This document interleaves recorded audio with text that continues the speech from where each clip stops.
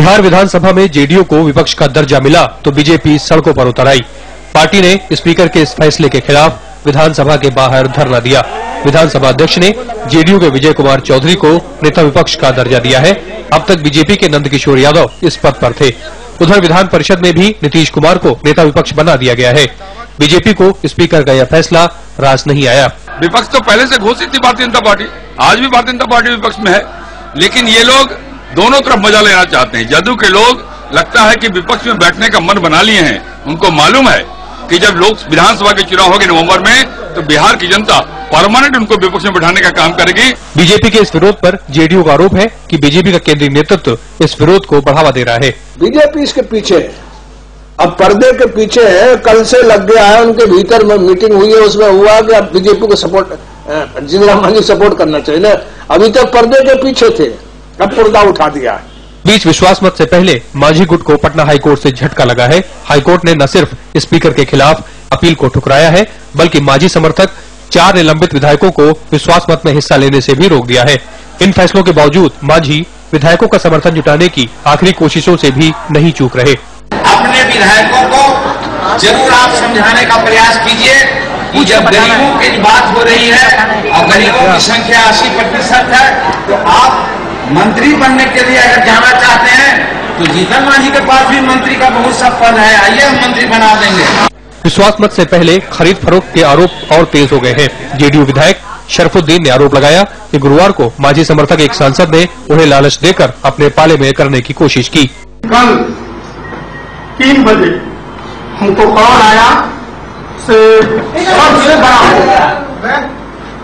सबसे बड़ा पोस्ट आपको मिलेगा और पैसा मिलेगा। 243 सदस्यों वाली बिहार विधानसभा में फिलहाल 10 सीटें खाली हैं। किसी भी पार्टी को बहुमत के लिए 117 विधायकों के समर्थन की दरकार होगी। पूर्व मुख्यमंत्री और जेडीयू नेता नीतीश कुमार 130 विधायकों के समर्थन का दावा कर रहे हैं। इनमें जेडीयू के अधिकतर विधायकों के अलावा आरजेडी के 24, कांग्रेस के 5, सीपीआई का 1 और 1 निर्दलीय विधायक शामिल है। मध्य प्रदेश में व्यापम घोटाले के आरोपों में घिरे मुख्यमंत्री शिवराज सिंह चौहान पर गुरुवार को कांग्रेस ने एक बार फिर निशाना साधा।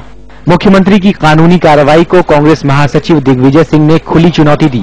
उन्होंने कहा कि वो चाहें तो मामले की सीबीआई जांच करा सकते हैं, साथ ही उनके खिलाफ मानहानि का मुकदमा भी दायर कर सकते हैं। बीजेपी की ओर से मुख्यमंत्री शिवराज सिंह चौहान के बचाव में मध्य प्रदेश के नगरीय प्रशासन मंत्री कैलाश विजयवर्गीय सामने आए। ऐसा है कि हाईकोर्ट जो समझता हूँ कि सबसे निष्पक्ष आज की तारीख में संस्था है न्यायपालिका, और न्यायपालिका पर सबको विश्वास होना भी चाहिए। अब उस पर विश्वास नहीं रहा तो फिर विश्वास। इससे पहले शिवराज सिंह चौहान ने कांग्रेस पर छवि धूमिल करने का आरोप लगाते हुए कानूनी कार्रवाई की बात कही थी। कांग्रेस महासचिव दिग्विजय सिंह, कमलनाथ और ज्योतिरादित्य सिंधिया ने प्रेस कॉन्फ्रेंस कर आरोप लगाया था कि जिस दस्तावेज के आधार पर पूर्व मंत्री लक्ष्मीकांत को गिरफ्तार किया गया था, उसी में मुख्यमंत्री शिवराज सिंह चौहान का नाम भी शामिल है। इस मसले को लेकर मध्य प्रदेश के बजट सत्र के पहले दिन भी विपक्ष ने राज्यपाल राम नरेश यादव के अभिभाषण का बहिष्कार किया था।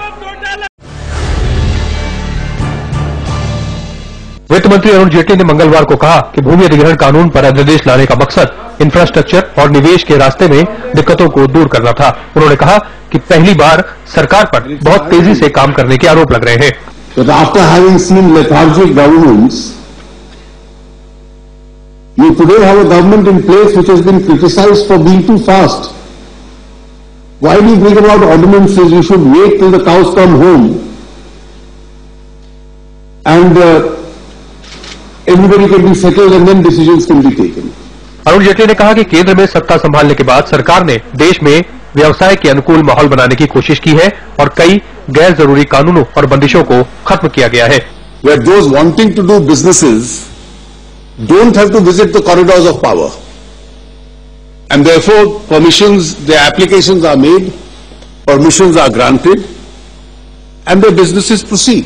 उन्होंने मंगलवार को व्यापार के लिए ऑनलाइन मंजूरी से जुड़े ई-बिज पोर्टल की शुरुआत की।